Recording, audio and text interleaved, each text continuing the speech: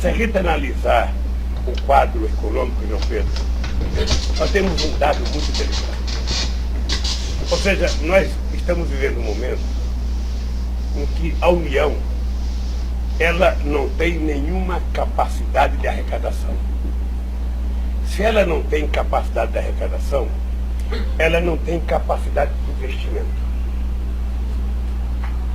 Então, para ela aumentar a arrecadação, teria que ter um grupo de gente com coragem de propor aumento do imposto. Correto? Não tem. Não tem. Ou a gente teria que ter coragem de, sabe, acabar com as desonerações que a Dilma fez de 2011 a 2010, que foi uma desoneração que significou 500 bilhões a menos de entrada de dinheiro dentro do cofre do Estado. Ou a gente teria que ter coragem de, sabe, acabar com as desonerações que a Dilma fez de 2011 a 2010, que foi uma desoneração que significou 500 bilhões a menos de entrada de dinheiro dentro do cofre do Estado. Então, o Estado está falido, a União. Os Estados estão todos quebrados.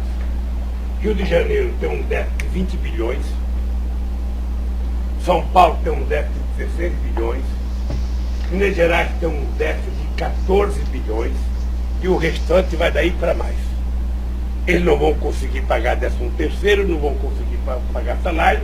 E só tem uma solução: cortar benefício de quem? Do povo mais pobre.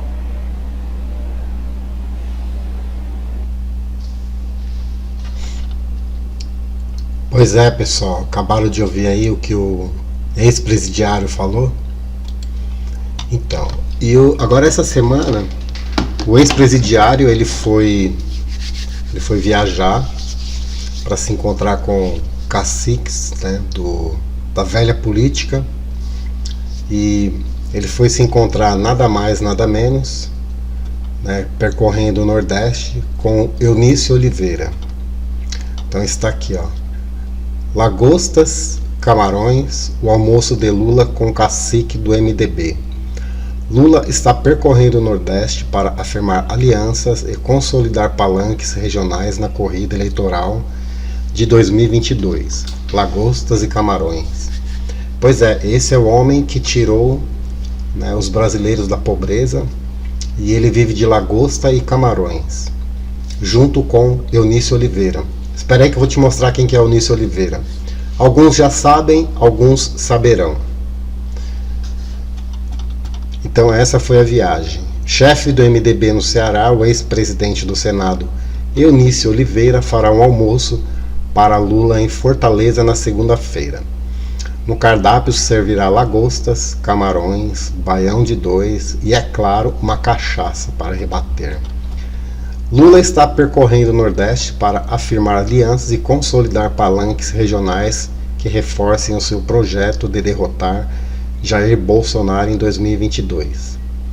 Agora, essa aliança eu não sei com quem ele está fazendo, se é com facções criminosas ou líderes de facções criminosas. Bom, um deles é o Eunício Oliveira, que realmente ele é um bandido. Em viagem ao Ceará, Lula terá encontro com o cacique do MDB. Para quem não conhece, esse é o Eunício Oliveira. Então vamos lá saber mais um pouquinho do Eunício Oliveira. Só que antes eu queria fazer um comentário, que o Lula está viajando de jatinho particular, ninguém sabe quem está pagando, o jato dele não pode ser identificado, a rota, é muito estranho, né? A rota dele fica oculta nos radares dos aeroportos. Por que será?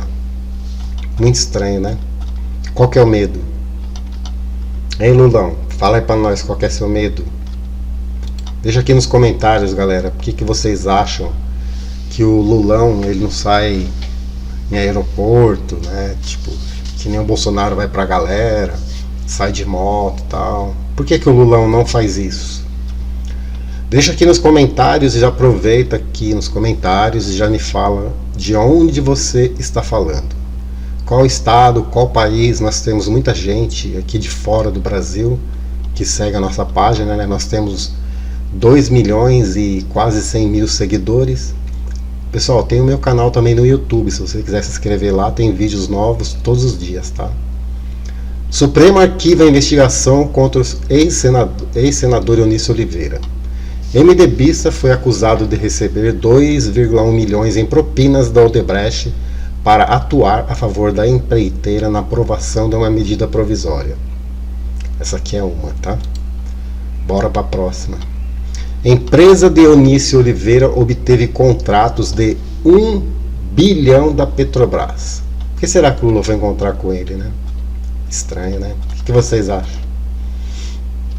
A empresa Manchester Serviços Limitada obteve contratos com a Petrobras no valor de quase 1 bilhão entre 2007 e 2011, período em que o líder do PMDB no Senado, que é o MDB hoje, Eunício Oliveira do Ceará, foi um dos donos do empreendimento. O maior contrato assinado em julho de 2011, em vigor até o próximo mês de julho, é de 617 milhões. Mas espera aí que não acabou não. Eunício recebeu propina da Petrobras em conta na Suíça, diz empresário. Mariano Ferraz denunciou o ex-presidente do Senado, que nega veementemente as afirmações do réu. Engraçado, só eles falam a verdade, o réu não fala. O empresário que tenta fechar acordo de colaboração premiada com o Ministério Público disse que pagou propina ao ex-presidente do Senado, Eunício Oliveira, em troca de obter mais contratos na Petrobras, de acordo com Mariano Marcondes Ferraz. Os pagamentos ao político eram feitos em uma conta no exterior do próprio cunhado do empresário, mas cujo benefício final seria o congressista ou o Eunício Oliveira. A verba direcionada ao então parlamentar vinha de pagamento por serviços à petroleira. Agora vamos ver mais um. Peraí que não acabou não. Eunício recebeu propina da Petrobras em dinheiro vivo na Suíça. Na verdade, a mesma matéria é só para reforçar, tá? Aqui é o Povo. E aqui agora são as imagens do ex-presidiário lá no Ceará. Mas pessoal, fica aqui nesse vídeo que eu não quero falar sobre isso. Quer dizer, não é que eu não quero, eu já estou falando. Desculpa aí, tá? Esse não é o objetivo do vídeo. Vocês já vão entender qual que é o objetivo do vídeo. Eu vou dar uma resumida para vocês. Eu vou mostrar para vocês quem é o coração do sistema e da engrenagem. Mas antes eu só quero mostrar, isso aqui é só para relembrar algumas pessoas que têm mente curta, pensando que nós somos otários e que nós temos memória curta. Nós não temos não. Nós temos muitos dossiês do PT. Então aqui está o presidiário, que dia que foi? Dia 7 foi hoje, né, no sábado. Então aqui, né, tem aqui meia dúzia de gato pingado.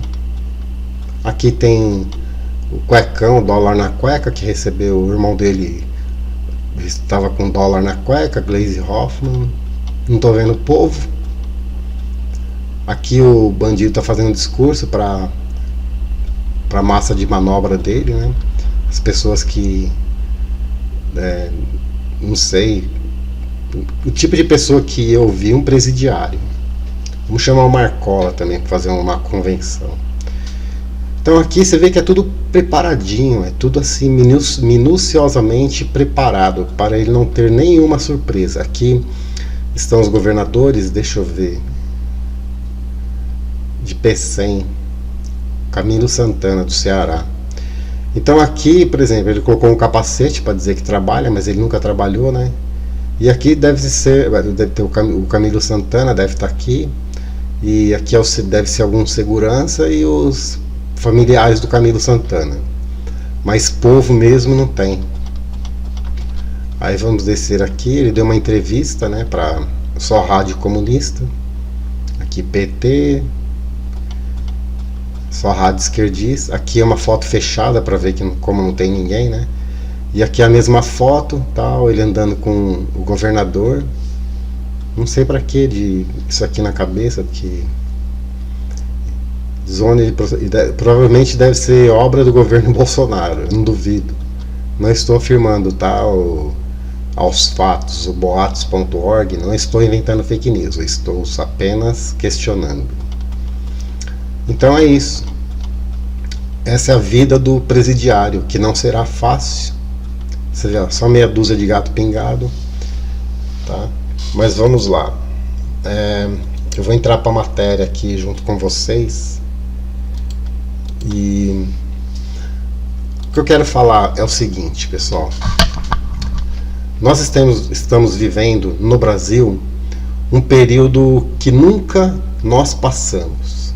Desde quando eu me conheço por gente, tá? Eu já sou cinquentão, então já passei muitos períodos, tá? Eu nunca vi um ataque tão frontal, um ataque tão direto e um ataque de todos os lados a um grupo, uma pessoa, que é o Bolsonaro, e o grupo que o apoia. E esses dias eu estava pensando, eu estava refletindo, e eu quero que vocês... Esse vídeo eu estou fazendo com vocês, tá? Eu quero pensar junto com vocês. Eu quero que vocês dêem opinião se o meu pensamento está certo. Se a minha análise, tá? A minha análise de 6 anos convivendo com política, 24 horas, estudando profundamente a política. Eu quero que vocês deem a sua opinião se a minha análise está correta ou não. Vamos esquecer um pouco o bandido, porque ele não vai ser presidente. Vocês podem ficar tranquilos, pessoal. Fiquem tranquilos. O Lula não será presidente. O Lula não vai ganhar as eleições. Se ele ganhar as eleições fraudadas, ele não vai governar. Simples assim. Ele pode até tomar posse, mas ele não vai ter a maioria do Congresso. Ele vai ser empichado em 6 meses. É mais um que vai atrasar o Brasil. Mas isso não vai acontecer, podem ficar tranquilos, tá? Então, eu quero entrar no assunto com vocês o seguinte. Como vocês sabem, o nosso presidente Bolsonaro, ele é um presidente que ele já começou com o ministério técnico. Então, o que isso quer dizer? São ministros que entendem muito da sua área. Vamos pegar a Tereza Cristina do agro, vamos pegar o Tarcísio que asfalta até a sua casa, né? Vamos pegar o Marcos Pontes, que é um astronauta, o cara entende de ciência e tecnologia. Aí, todos os ministros são ministros técnicos. O que quer dizer com isso? Que nos governos anteriores, nos governos petistas, o Estado ele era loteado. Por exemplo, tal partido ficaria com a Petrobras, tal partido ficava com o Banco do Nordeste, tal partido ficava com os Correios. Então, o Estado ele era loteado para o Lula governar. E o pior de tudo isso é que 90%, olhem, presta atenção nesses números, 90% das medidas provisórias encaminhadas ao Congresso elas passavam através de pagamentos de propina. Vocês podem pesquisar isso aí que eu estou te falando, que eu já sei. Se você duvida, você é esquerdista, vai lá e dá um Google que você acha. Eu não vou ficar pesquisando nada para você não, porque eu tenho mais o que fazer. Então, gente, acontece o seguinte. A minha análise é o seguinte. O Bolsonaro, ele bateu com muita gente poderosa, bateu de frente, com muita gente que tem poder e influência, muitos conglomerados, muita gente que viviam do Estado. Só para vocês terem uma ideia, esses Jorge Carlos Lemann, que é um dos maiores, o homem mais rico do Brasil, uma empresa dele que fazia todo o material do Ministério da Educação. Eu vou dar só um número para vocês. O Ministério da Educação, ele chega ao orçamento próximo do orçamento do Ministério da Saúde. São 300 bilhões de reais. Só em termos de comparação, o Tarcísio ele tem um orçamento de 6,5 bilhões. Então vocês olhem a dimensão, tá, desse orçamento que fica tanto na saúde quanto na educação. Então são grupos poderosos que se beneficiavam do Estado, que de alguma forma eles obtinham muito lucro dos estados, monopólios, por exemplo. Agora o Bolsonaro ele quebrou o monopólio da distribuição de álcool, porque o álcool ia lá para um outro estado e depois voltava para o cara da mesma cidade. O cara compra ali na cidade dele, direto do produtor, acabou. Então o Bolsonaro está fazendo muita coisa nesse sentido. Além disso, ele está, só para complementar mais um pouquinho isso, ele está fazendo obras que está acabando com travessa de balsas, que ganhava muito dinheiro. Ele está mexendo principalmente nos órgãos públicos, acabou com a mamata, primeiro, segundo e terceiro escalão, que vivia mamando no dinheiro público. Cargos indicados, ele cortou mais de 21 mil, né? O Onyx, ele já fez um mapeamento e já, logo no primeiro mês, já rodou 21 mil cargos comissionados. Trocou o diretor da Petrobras, que ganhava 400 mil, trabalhando em home office. Aí ele trocou o diretor da Itaipu Binacional, que dava 100 milhões de lucro. Aí com o general Luna e Silva, passou a dar exatamente um lucro de 2 bilhões de reais. Inclusive, a mulher de Gilmar Mendes trabalhava lá, ganhava da Itaipu Binacional, sem ao menos ir trabalhar. Muito estranho, né? E aí eu vou chegar para vocês no coração do sistema. Isso aí que eu estou falando para vocês é o sistema. É o interesse de grupos, pessoas poderosas que viviam do Estado, porque, gente, é muito dinheiro. O orçamento do Brasil é 7 trilhões de reais. É um dos maiores PIB do mundo. Tá? O PIB do Brasil, para vocês terem uma ideia, é maior do que o da Rússia. Só para vocês terem uma ideia. Então, é muito dinheiro que o governo federal destina para vários órgãos, DENIT, Banco do Nordeste, várias entidades e tal. Então, essas pessoas que estavam acostumadas a desviar dinheiro, por exemplo, o DENIT, o cara vai fazer uma obra, um caminhão de brita custa 30 mil. Beleza, põe 60 mil aí, 30 mil. Era mais ou menos isso que acontecia, acabou. Entenderam mais ou menos? Isso é o mecanismo. Agora, o que aconteceu? O Bolsonaro acabou com esse mecanismo. Mas eu quero mostrar para vocês quem é o coração do mecanismo. Eu vou dar alguns exemplos aqui para vocês do que o Bolsonaro está fazendo.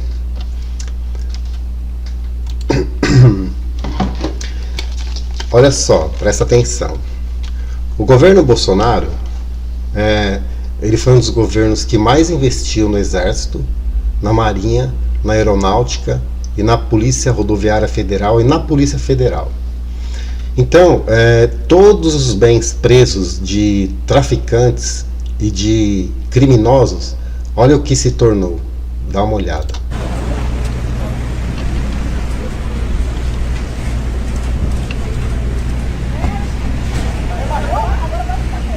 Mercedes 300, BMW 320, mais uma 320, Porsche,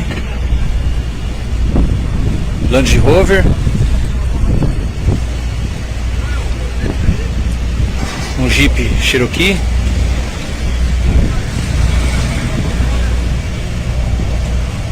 Toyota Tundra. Todos esses veículos foram apreendidos pela PRF, eram veículos utilizados para crime e que acabaram retornando para a PRF para utilizar como viatura.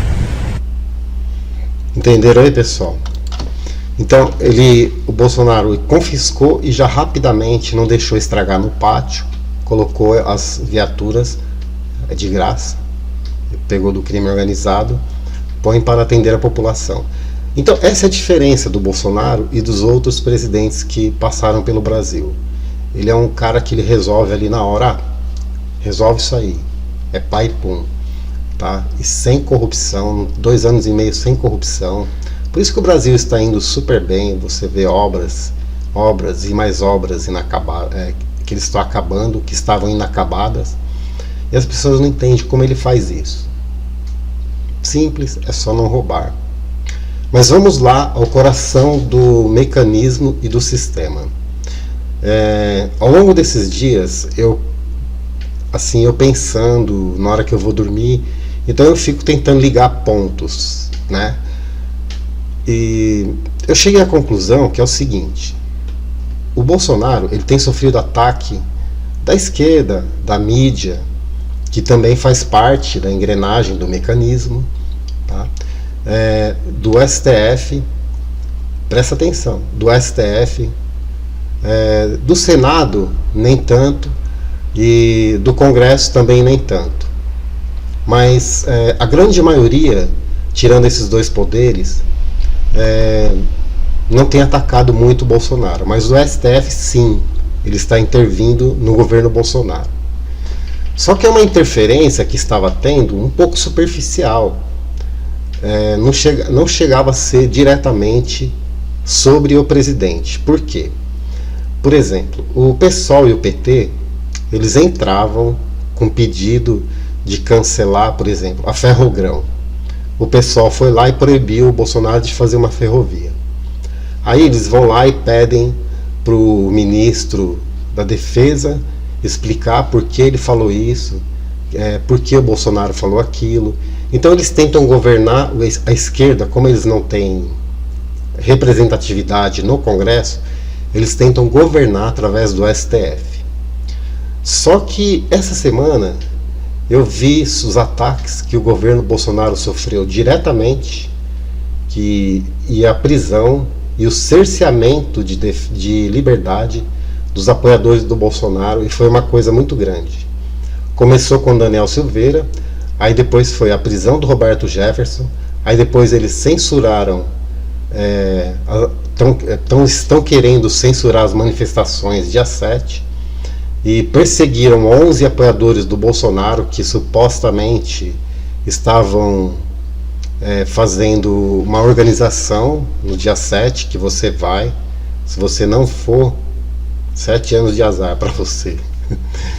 Pessoal, dia 7 é o nosso dia, entenda isso. Se você não for, meu filho, muda para outro país, menos para Venezuela.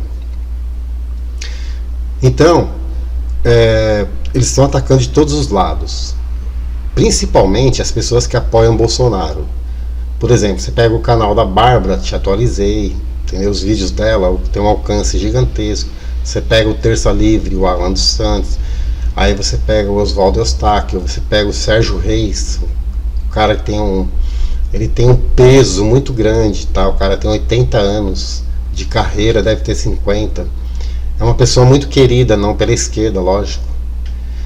Então, eu cheguei à conclusão seguinte, que tudo isso está acontecendo agora. Vocês perceberam que foi logo após o Bolsonaro começar a fazer denúncias sobre as urnas? Vocês perceberam? Eu cheguei à conclusão que é o seguinte, que o coração do sistema, porque até então você fala de um ministro do STF, tal, né, você criticar um político, ou não pegava nada. Só que, por exemplo, depois que o Bolsonaro começou a mexer nesse negócio de eleição, de urna, de voto auditável e tal, vocês perceberam que os ataques foram ferrenhos? O Barroso incluiu o Bolsonaro no inquérito, tá, das fake news do Xandão. Ô Xandão, tô te chamando de Xandão, mas eu sou seu amigão. Não manda Uber Black na minha casa, porque eu não tenho dinheiro para pagar advogado. Tá, meu filho, eu gosto muito de você. Eu acho que a sua cabeça é bem, assim, é bonita, bem brilhosa.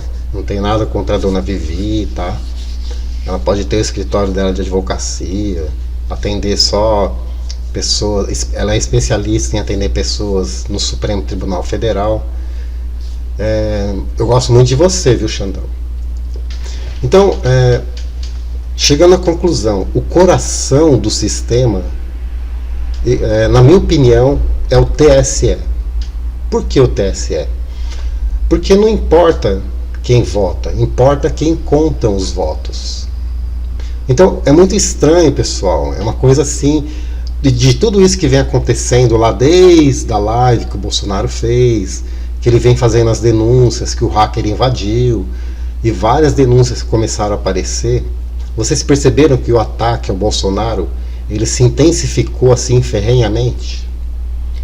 Qual a opinião de vocês? Vocês acham que o coração dessa engrenagem, toda essa gente que eu falei que quer de alguma forma derrubar o governo para voltar a mamar na teta, vocês acham que o TSE, o Tribunal Superior Eleitoral, vocês acham que é a caixa de Pandora? Na sua opinião, eu queria que vocês deixassem aqui no comentário se o que se a minha análise procede ou se eu estou viajando, porque não é possível. Depois que o Bolsonaro, daquela semana para cá, gente, foi uma atrás da outra, uma em cima da outra.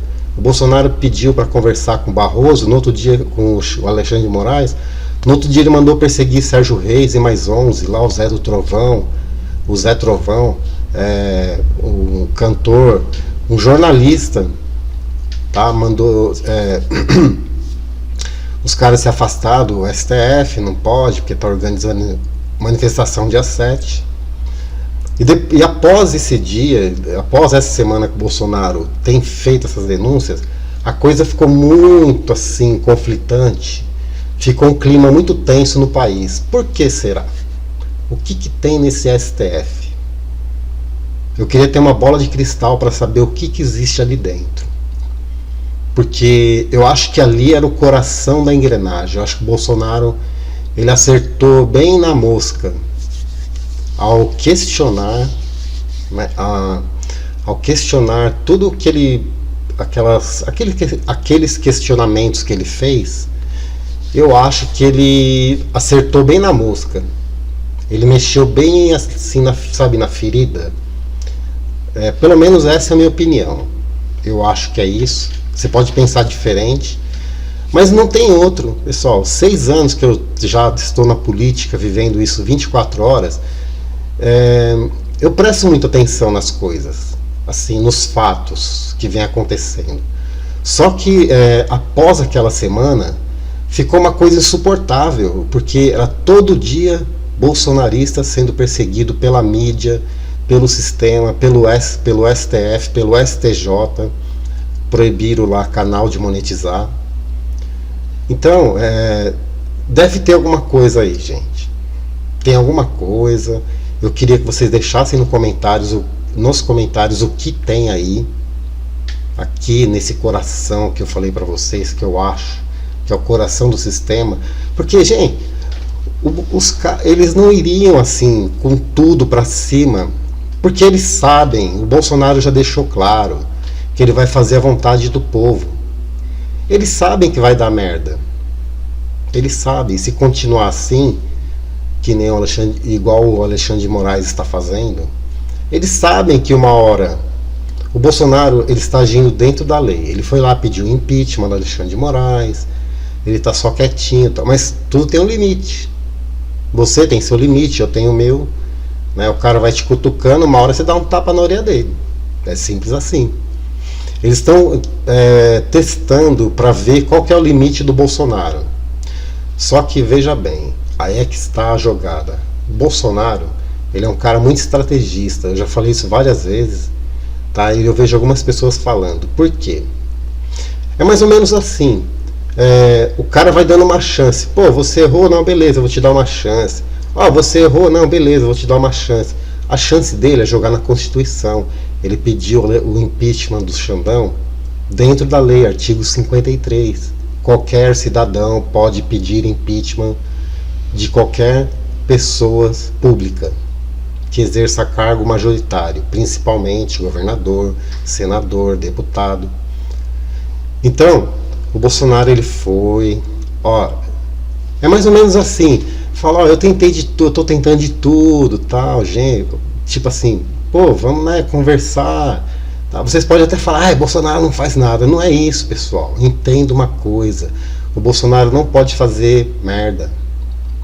Porque se ele fizer alguma coisa assim, estapafúrdia, fora da lei, sabe o que vai acontecer? A gente vai sofrer sanções internacionais, vão falar que ele é golpista, vão falar um monte de coisa. Mas ele agindo dentro da lei, pedindo impeachment, fazendo tudo certinho, ele está dentro da lei. Se ele tomar uma medida mais drástica, é dentro da lei. Por quê? Porque, segundo o artigo 142, quando o Estado,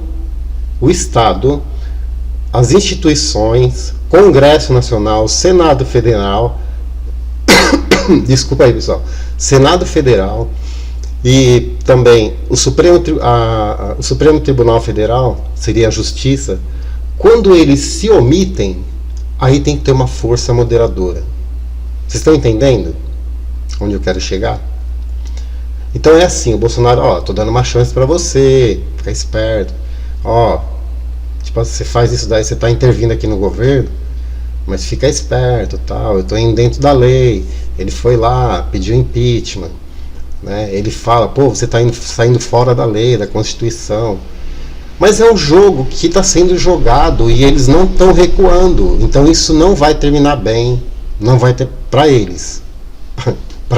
Pessoal, a gente pode ficar tranquilo, tá? Como dizia o comunista Mao Tse Tung, que matou 60 milhões de chineses, ele falou, ele sempre disse que quem tem o poder é quem tem as armas. É simples assim, tá? Não estou dizendo que o Bolsonaro vai sair atirando em todo mundo. As armas são as instituições. Então é isso. Agora, só para fechar a nossa conversa aqui, nem é um vídeo, eu estou conversando com vocês, tá, galera? Eu gosto de interagir com vocês. Isso aqui é uma análise minha, tá ok? Não tirei de nada, de blog nenhum, de site nenhum. É uma análise que eu faço. O Bolsonaro está dando uma chance para eles recuarem. Se eles não recuarem, a cobra vai fumar. Simples assim. Agora eu vou deixar um vídeo com vocês. Aí vocês prestam atenção. Vocês viram ali o presidiário, né, com meia dúzia de gato pingado. Agora olha aqui o Bolsonaro em Altamira. Simbora? Vamos ver aqui. Desculpa, pessoal. Presidente Jair Messias Bolsonaro em Ribeira, São Paulo. Vamos lá, então?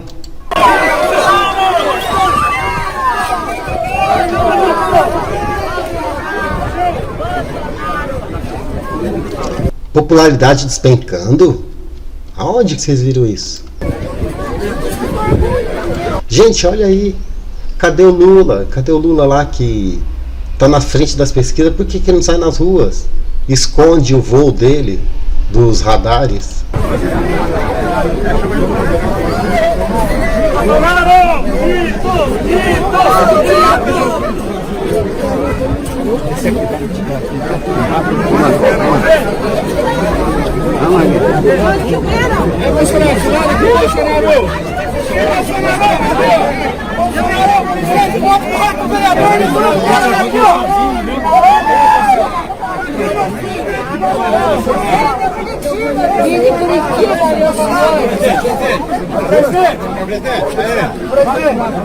Agora eu vou ficar aqui.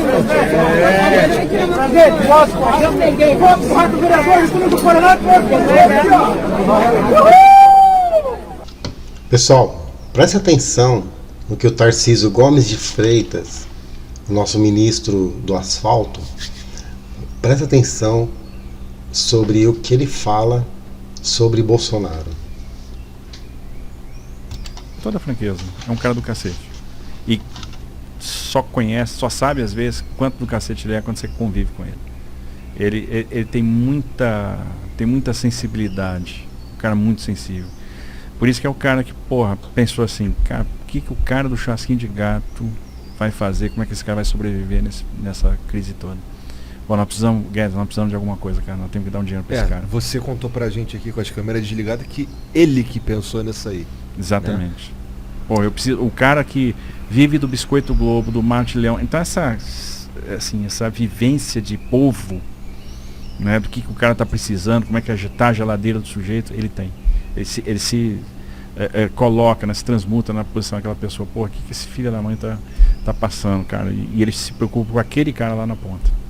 Então é um cara do cacete. Falei, pessoal, é emocionante, né?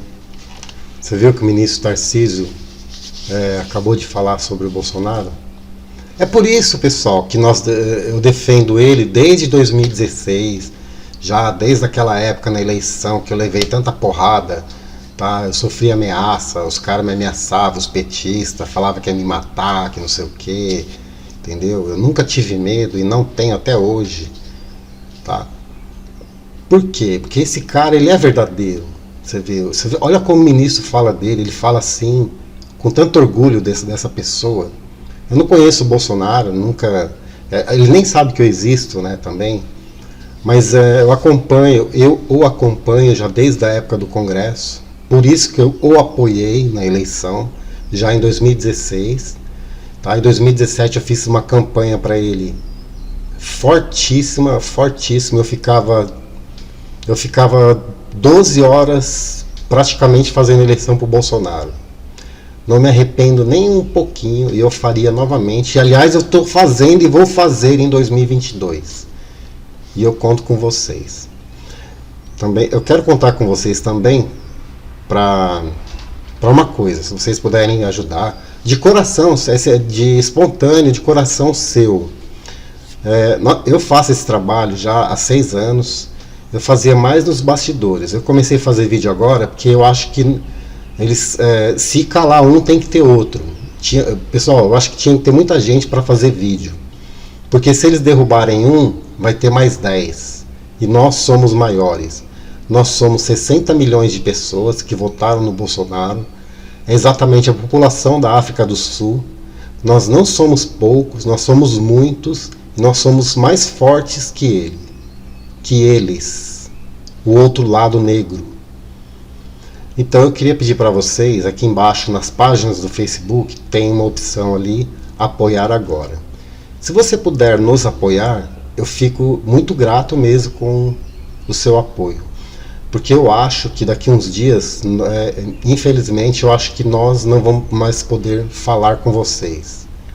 Mas se nós tivermos um apoio, nós poderemos, de alguma forma, tentar nos comunicarmos com vocês. E trazer mais notícias mesmo de verdade que você não verá na grande mídia. Um abraço para vocês, pessoal. Um ótimo domingo e uma boa semana para vocês. E até o próximo vídeo.